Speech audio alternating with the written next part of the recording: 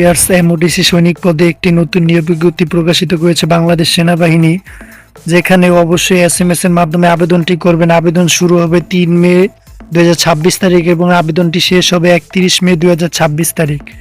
এখানে আপনাদের এমওডিসি পদে যোগ্যতা, যে সকল যোগ্যতা প্রয়োজন, অবশ্যই বয়স 1 জুলাই 2026 তারিখে 17 থেকে 25 বছরের মধ্যে হতে হবে এবং অবশ্যই আবেদনের ক্ষেত্রে একজন প্রার্থী প্রয়োজনীয় যোগ্যতা সাপেক্ষে সাধারণ ক্ষেত্রে জিডি এবং সিএলকে ট্রেডে আবেদন করতে পারবেন। এছাড়া এমওডিসি সদস্যদের সন্তানগণ এমএস প্রার্থী হিসেবে আবেদন করতে পারবেন।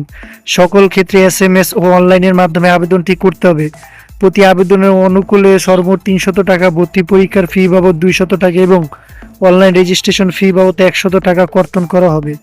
তো এখানে সাধারণ ট্রেডের ক্ষেত্রে এসএসসি সমমান পরীক্ষায় ন্যূনতম জিপিএ 2 পেয়ে উত্তীর্ণ হতে হবে এবং কর্নিক ট্রেডে এসএসসি সমমান পরীক্ষায় ন্যূনতম জিপিএ 3 পেয়ে উত্তীর্ণ হতে হবে।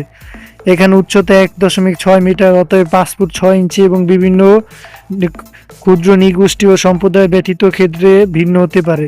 তো ওজন অবশ্যই 49.90 কেজি বা 110 পাউন্ড হতে হবে। বুকের মাপ এবং সম্প্রসারিত অবস্থায় 32 ইঞ্চি। তো এখানে যে সকল যোগ্যতাগুলো চেয়েছে অবশ্যই থাকতে হবে। সাঁতার জানা অবশ্যই থাকতে হবে এবং বৈবাহিক অবস্থা অবশ্যই অবিবাহিত হতে হবে। তো জাতীয়তাবাদী অবশ্যই বাংলাদেশি হতে হবে এবং এখানে আপনাদের যে সকল কাগজপত্র প্রয়োজন সেগুলো দেওয়া আছে। যারা আগ্রহী প্রার্থী অবশ্যই আবেদনটি করবেন এবং কাগজপত্রগুলো অবশ্যই সাথে নিয়ে সংগ্রহ করে রাখবেন।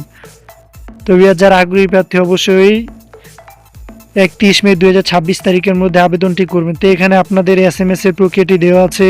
সাধারণ ট্রেড ও এমএস ট্রেড বা সিএলকে ট্রেডের ক্ষেত্রে কিভাবে এসএমএস এর মাধ্যমে আপনারা আবেদনটি করবেন সেগুলো এখানে দেওয়া আছে এবং এখানে আপনারা কিভাবে পেমেন্টটি করবেন সেই প্রক্রিয়াটি দেওয়া আছে। তো যারা আগ্রহী প্রার্থী অবশ্যই সার্কুলারটি ডাউনলোড করে ভালো করে দেখে নেবেন এবং এই চাকরির ক্ষেত্রে কোনো প্রকার আর্থিক লেনদেন জড়িত হবে না। অবশ্যই আপনার যোগ্যতার মাধ্যমে আপনি চাকরিটি পাবেন।